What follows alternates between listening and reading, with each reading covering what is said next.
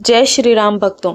बड़े महापुरुषों का जीवन केवल कहानियां नहीं होता, बल्कि वह जीवित प्रेरणा होता है जो हमें सिखाता है कि सच्ची भक्ति क्या होती है, निष्ठा क्या होती है और भगवान के प्रति पूर्ण समर्पण किसे कहते हैं। ऐसे ही महान भक्तों में एक का नाम आता है आस्करण जी महाराज का, जो नवरगढ़ के राजा होते हुए भी सांसारिक ऐश्वर्य से अधिक भगवान की सेवा को महत्व देते थे। उनका जीवन इस बात का प्रमाण है कि जब मनुष्य सच्चे हृदय से भगवान की शरण में जाता है तो भगवान स्वयं उसकी रक्षा करते हैं और उसके हर कार्य को सिद्ध कर देते हैं। उनके आराध्य भगवान श्री राधा मोहन जी थे। वे प्रतिदिन अत्यंत प्रेम, श्रद्धा और नियम पूर्वक भगवान की सेवा करते थे। उनकी सेवा केवल एक क्रिया नहीं थी, बल्कि वह उनके जीवन का प्राण थी। उन्होंने अपने जीवन में एक अत्यंत कठोर नियम बना रखा था कि जब वे भगवान की सेवा में बैठे तब कोई भी उन्हें बाधित नहीं करेगा। यह समय लगभग 4 घंटे का होता था, जिसे उस समय की भाषा में 10 घड़ी कहा जाता था। एक घड़ी लगभग 24 मिनट की होती है। इस प्रकार 10 घड़ी लगभग 4 घंटे की होती है और इन 4 घंटों के दौरान चाहे कोई भी परिस्थिति क्यों ना उत्पन्न हो जाए, राज्य में संकट आ जाए, आग लग जाए, शत्रु आक्रमण कर दे, फिर भी उन्हें कोई भी सूचना नहीं देगा। मंदिर के बाहर पहरेदार तैनात रहते थे, जिन्हें स्पष्ट आदेश था कि इस समय के दौरान किसी को भी भीतर प्रवेश न करने दिया जाए। यह नियम केवल एक अनुशासन नहीं था, बल्कि भगवान के प्रति उनकी एकाग्रता और प्रेम का प्रतीक था। वे मानते थे कि जब तक मन पूर्ण रूप से भगवान में नहीं डूबेगा, तब तक सेवा का वास्तविक आनंद नहीं मिल सकता। इसलिए वे अपनी सेवा के समय संसार की हर चिंता, हर जिम्मेदारी और हर परिस्थिति को भगवान के चरणों में छोड़ देते थे। एक दिन ऐसा हुआ कि दिल्ली का बादशाह अपने विशाल दल बल के साथ नवरगढ़ पहुंचा और उस समय के अनुसार बादशाह की शक्ति अत्यंत व्यापक होती थी और उसके आदेश को टालना किसी भी छोटे राजा के लिए अत्यंत कठिन था। बादशाह ने आदेश दिया कि आस्करण जी को तुरंत उनके सामने प्रस्तुत किया जाए। उसके सैनिक और दूत आस्करण जी के महल और मंदिर के द्वार पर पहुंचे और पहरेदारों से कहा कि तुरंत राजा को बुलाया जाए। लेकिन पहरेदारों ने बड़े विनम्र किंतु दृढ़ स्वर में उत्तर दिया कि राजा इस समय भगवान की सेवा में है और 4 घंटे तक उन्हें कोई सूचना नहीं दी जा सकती। यह सुनकर बादशाह को अत्यंत क्रोध आया। उसे यह बात अपमानजनक लगी कि एक छोटे से राज्य का राजा उसके आदेश का पालन नहीं कर रहा। उसने पुनः कठोर आदेश दिया कि तुरंत आस्करण जी को बुलाया जाए, अन्यथा परिणाम भयंकर होंगे। लेकिन आस्करण जी के पहरेदारों ने साफ मना कर दिया। उन्होंने कहा कि चाहे जो हो जाए, हम राजा के नियमों का उल्लंघन नहीं करेंगे। अब बादशाह को और क्रोध आ गया। उसने अपनी सेना को तैयार रहने का आदेश दिया और धमकी दी कि यदि तुरंत आस्करण जी को नहीं बुलाया गया तो वह पूरे नगर को नष्ट कर देगा और बलपूर्वक उन्हें बंदी बनाकर ले आएगा। पूरे नगर में भय का वातावरण फैल गया। लोग चिंतित हो उठे कि अब क्या होगा। एक ओर बादशाह का भय, दूसरी ओर राजा का कठोर नियम। सबके मन में घबराहट थी, परंतु कोई भी उस नियम को तोड़ने का साहस नहीं कर पा रहा था। अंततः बादशाह ने स्वयं मंदिर जाने का निर्णय लिया।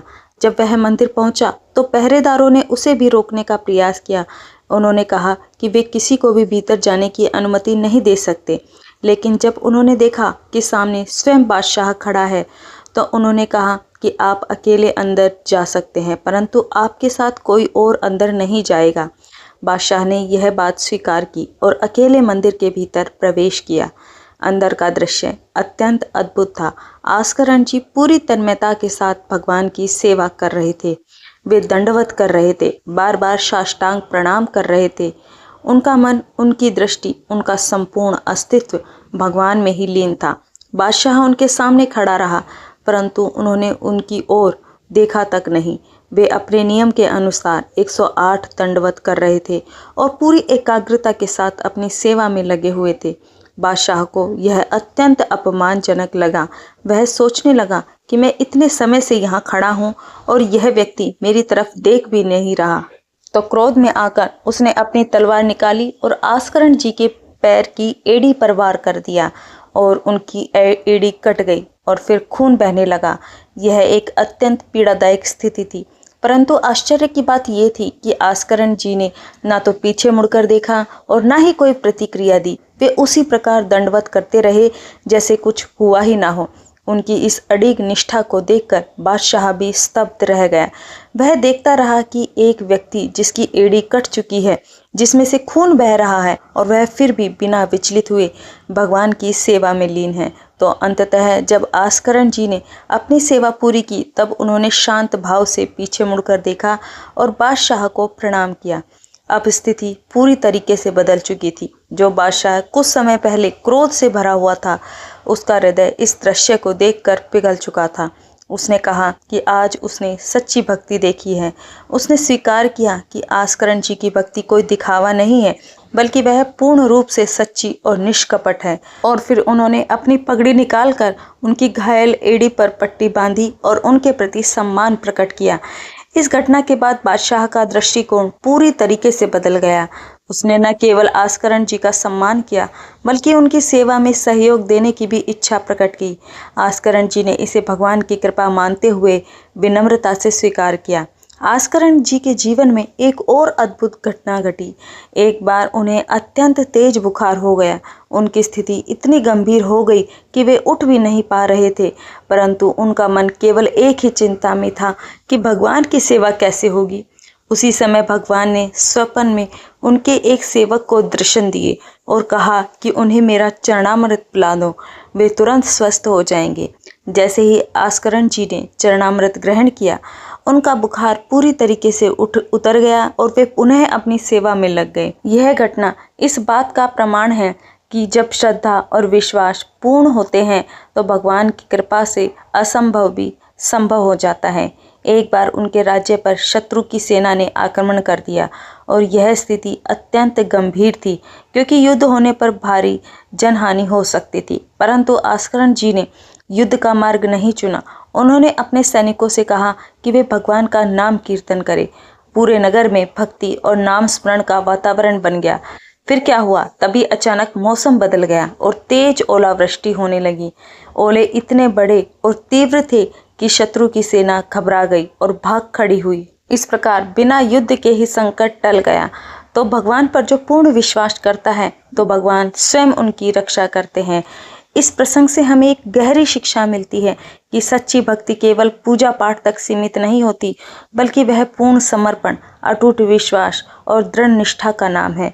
जब मनुष्य अपने जीवन में भगवान को सर्वोच्च स्थान देता है और हर परिस्थिति में उन पर विश्वास करता है, तब भगवान स्वयं उसकी रक्षा करते हैं और उसके जीवन को सफल बनाते हैं। इस प्रकार भक्ति का वास्तविक अर्थ है अपने अहंकार, अपने भय और अपनी चिंताओं को भगवान के चरणों में समर्पित कर देना।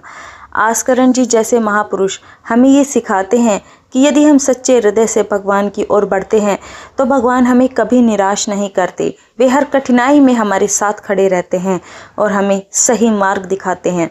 इसलिए हमें भी अपने जीवन में नियम, निष्ठा और विश्वास को स्थान देना चाहिए। चाहे परिस्थितियाँ कैसी भी हो, हमें भगवान का स्मरण नहीं छोड़ना चाहिए।